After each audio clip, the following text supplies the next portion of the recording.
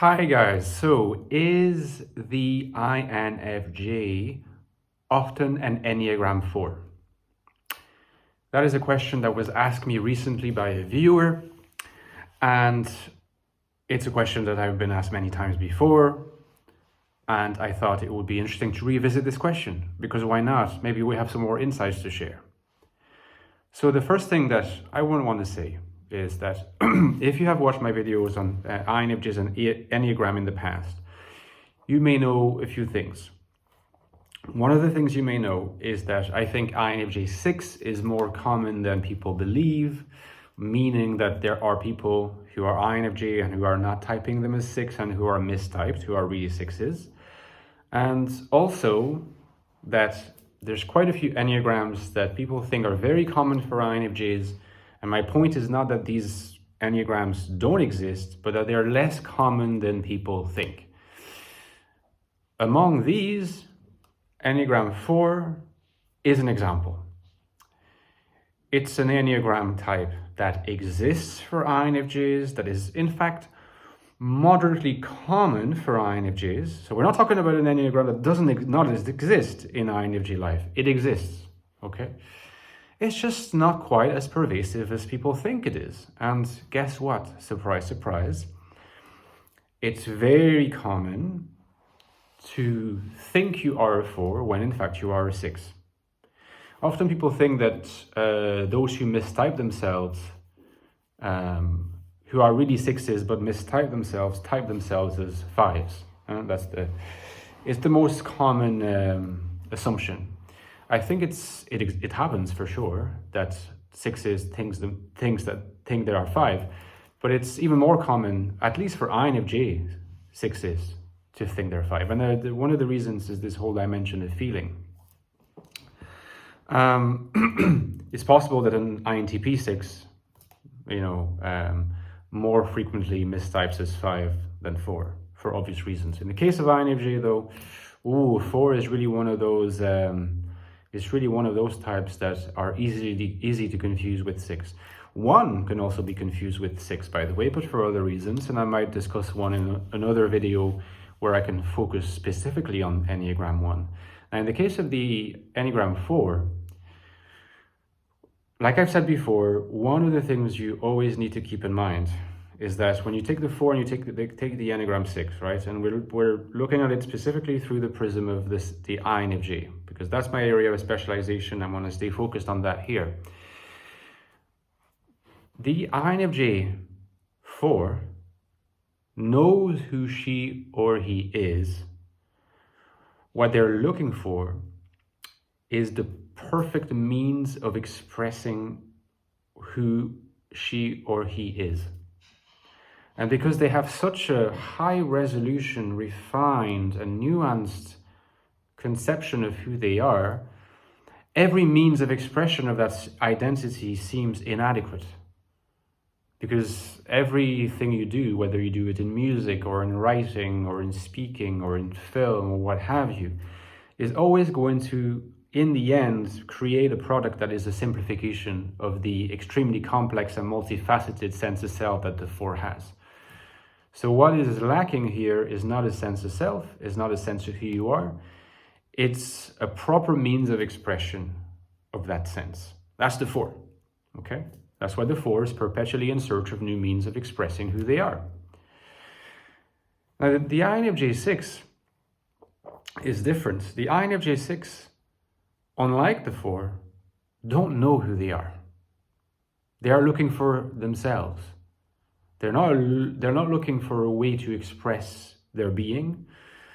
They're looking primarily for a way to be, And the thing is, it's easy to confuse the two in everyday life. Because just as the 4 refuses to be pigeonholed, the 6 also refuses to be pigeonholed, the INFJ 6 that is. They don't like being put in a box. They feel different from other people. The INFJ 4 feels like they're different from other people because they feel like in a sense, their existence is more intense and colorful and varied than the existence of other people. The INFJ 6 has a strong awareness of being different from other people because they think other people know who they are, have a sense of self. Sometimes maybe a kind of boring looking sense of self, but it exists nevertheless. And another way of thinking about this is that the INFJ 4 is very exclusive about their identity. They are this specific, very, very precise, highly detailed, high resolution thing. That's their self, right? And not other things.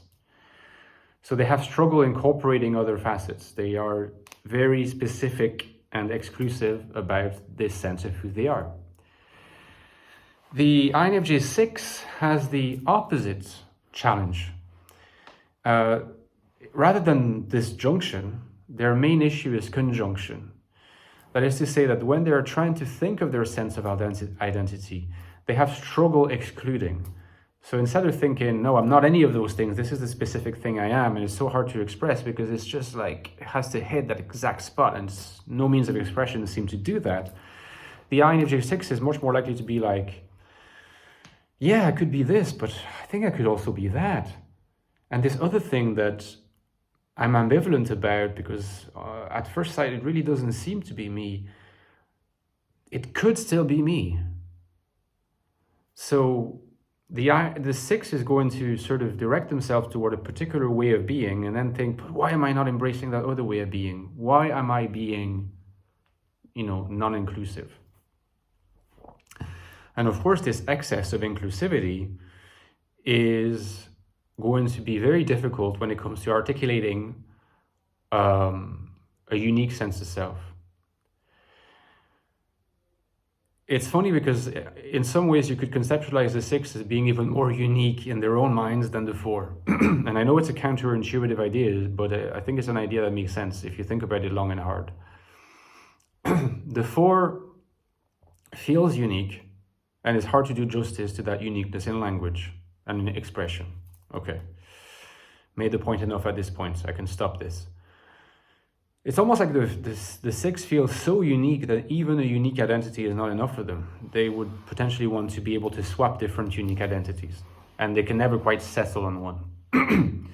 So ultimately, the 6 don't really know who they are, because if they knew who they were, they would settle on something, even if it was not something that they consider to be particularly exceptional. Because from the moment you know who you are, you just accept that knowledge. In the case of the 6, because they don't know who they are, they can manipulate in thought different identities, play around with them, and fantasize about being one or the other. So like there's a huge element of fantasy in the 6 that is not talked about nearly enough in the literature and on YouTube. There's an element of fantasy in the 4 about, again, how they could express their sense of self. But in the 6, the fantasizing is about who they could be, and they could imagine themselves being so many different things. And often the phantasmatic production, the production of fantasy, is much, much more developed than what comes across in reality. So people might think that this person is neutral looking, or that they don't seem to embrace a particular kind of identity, but in their minds, they're like the ideas and the fantasizing is really, really rich and proliferating. But it ultimately comes from an anxiety, which is the anxiety of not knowing who they are and desperately wanting anchorage, but at the same time being fearful of that anchorage because they've become so used to not exactly knowing who they are. They become so used to floating about that it's become kind of a comfortable shell. It's become a kind of comfortable lodging in some weird paradoxical sense. And so that it can become, for some 6s, almost like something turned into a virtue to refuse any particular identifications. The refusal of identification in the 6 is a defense mechanism called reaction formation. You can refer back to that in ego psychology or the works of Freud, the defense mechanism called reaction formation, where you behave in the opposite way to what you deeply desire inside yourself.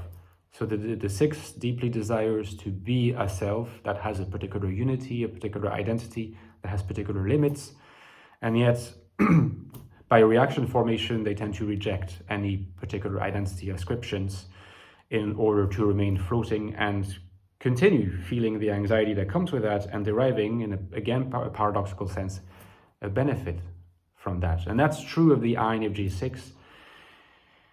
And what I said by the INFJ 4, I think holds true as well. So would an INFJ 6 come across as an INFJ 4 doesn't know. An INFJ 4 is certainly going to come across more 4-ish. But often an INFJ 6 will feel even more 4-ish in their fantasy activity than a 4 comes across to others. I don't know if that makes sense, right? The 4 comes across as a 4. The 6 comes across usually as a 6, a bit uncertain, a bit neutral. We don't really know, like, our footing, that kind of thing. But in their minds, there's a lot of fantasies that look like the way a 4 comes across and express themselves in reality, not in fantasy. And, as long as you haven't understood that about the INFJ 6, you're kind of missing something. So again, always try to pay attention to these various facets that I talked about, these particular manifestations, and hopefully that can help you nail down whether you are in fact an INFJ 4 or perhaps an INFJ 6. Okay, so let me know in the comments what you thought, guys, and don't forget, give me a like if you enjoyed the vid, helps with referencing. I've written 2 books on the INFJ, by the way, The Infinite Soul, which is all about INFJ life in the modern world, how to be authentically INFJ in the hostile world, a world that is hostile in many ways to INFJs, and yet lead a rich life, a happy life, a life full of meaning in keeping with INFJ talents. That's The Infinite Soul, my latest book. And the prequel, The Ecstatic Soul, which is all about the INFJ mind, INFJ consciousness. What is it like to be an INFJ? What is the INFJ mind like? If you want to know everything about this, this is the most in-depth study of it. Okay, all the links are below, guys. And don't forget, my Patreon page is the live road of my channel, so please consider kindly donating to my channel. The link is below. You can help me massively to keep this channel going, producing quality content for you. And as you know, you can interact with me there directly.